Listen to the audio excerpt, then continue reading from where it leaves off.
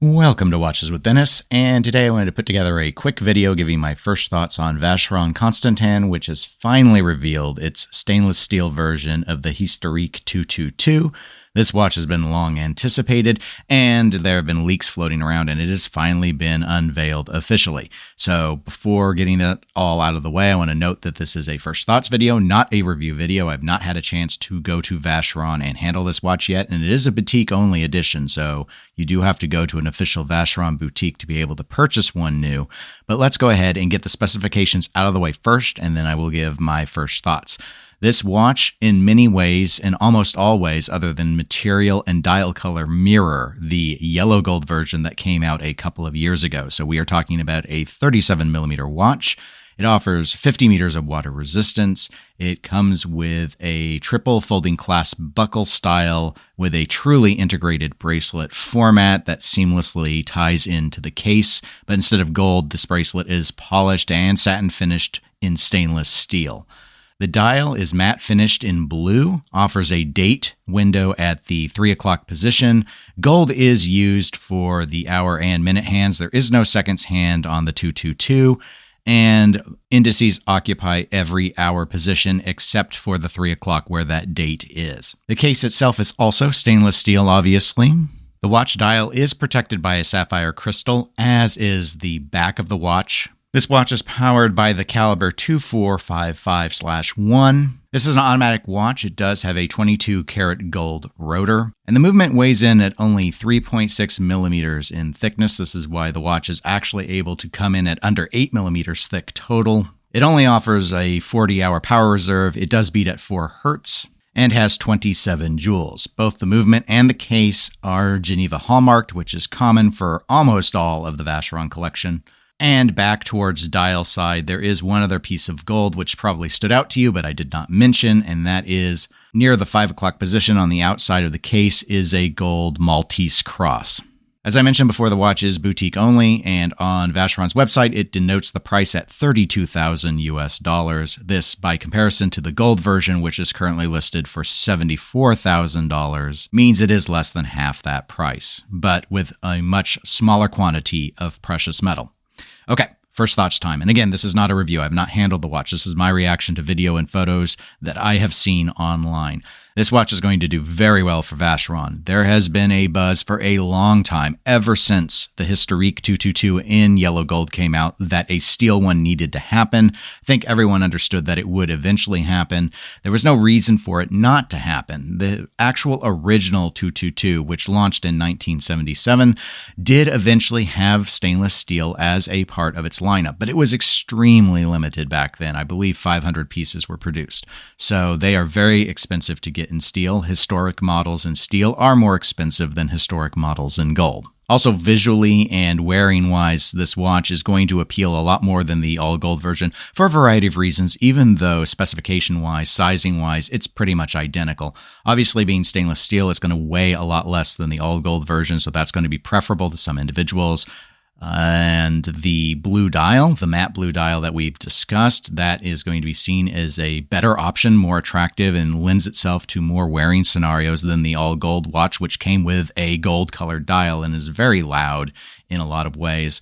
Also, the fact that this watch is stainless steel means that it's going to be more resistant to scratches than the yellow gold version of the watch, and people are going to find that more hardy material much more comfortable for them to wear around, whereas if they were to get a precious metal version, the concerns of banging it around and the damage that would be done remain in place. This watch isn't going to appeal to everyone, of course. I'd say the biggest issue that most will probably take with it, if they don't think it's too small, would be the lack of a seconds hand. But again, for those that want larger watches and for those that want seconds hands, the 222 was modernized years and years ago into the overseas, and so Vacheron readily produces those overseas watches. The pricing is probably going to be a bit of a sticking point. Now, if you were convinced you wanted a 222 and you were convinced you wanted a steel 222, this price is going to probably look really good compared to the price of the yellow gold version. Again, it's not even half the price. So that's nice, but Vacheron offers those overseas watches that I mentioned. They come in more sizes. They offer the seconds hand. It is a modernized version of the 222 in many ways, and they are more affordable than this new stainless steel 222 is. I'm going to use the example of the Blue Dial, time and date only, 41 millimeter watch that they produce. It's boutique only as well, incidentally, and it's only $25,000. And we're still talking about a Geneva hallmarked watch, so it's not like you're giving up anything in terms of quality. Vacheron's priced this steel 222 at $32,000 because they know they can move it. This will have a wait list. This will be highly in demand. I think this is a very attractive watch. I think it looks better than the overseas does. So I don't blame them for what they've done here. Would I want to get the stainless steel 222?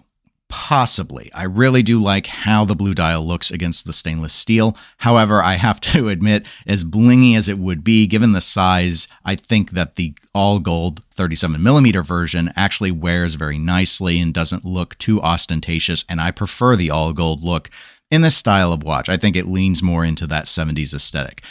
However, I know I'm going to be in the minority on that opinion. So while I love the 222, it's one of my most favorite watches, I prefer the all gold version. However, the majority of people, they're going to find the price far better we all would, for this new stainless steel version. But they're going to like the blue on steel better than gold on gold.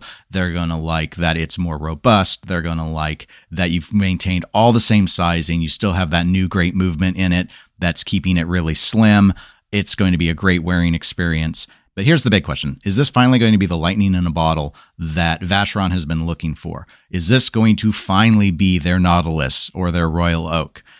Maybe. The main thing we have to remember is the stainless steel ones were highly collectible in terms of the vintage models because they made so few of them. This is not going to have that same constraint, but saying that, the Royal Oaks and the Nautilus, like the 5711, they were not exactly very limited production models. They have a lot of them out there, and they became hype beasts.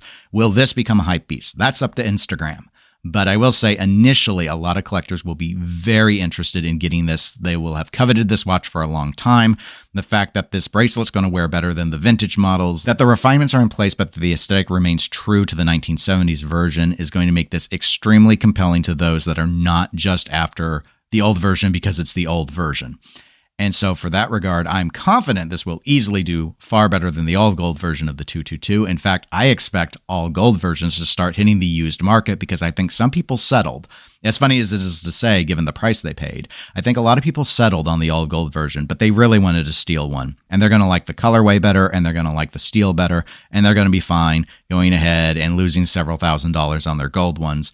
The gold ones do go for less used than they do new already. That financial change happened over a year ago, but they don't depreciate all that much. And I think that's mostly because the supply has been fairly limited through the boutiques. This stainless steel version will probably behave in a similar fashion, but we will just have to watch all of that over time and see what happens. But that's it for my first thoughts. Comment below what you think about the new stainless steel Historiques 222 from Vacheron Constantin. I'd be interested in reading your opinion. Thank you so much for watching the video. If you enjoyed it, please do give it a like, and I will be back on the next one. Take care, everybody.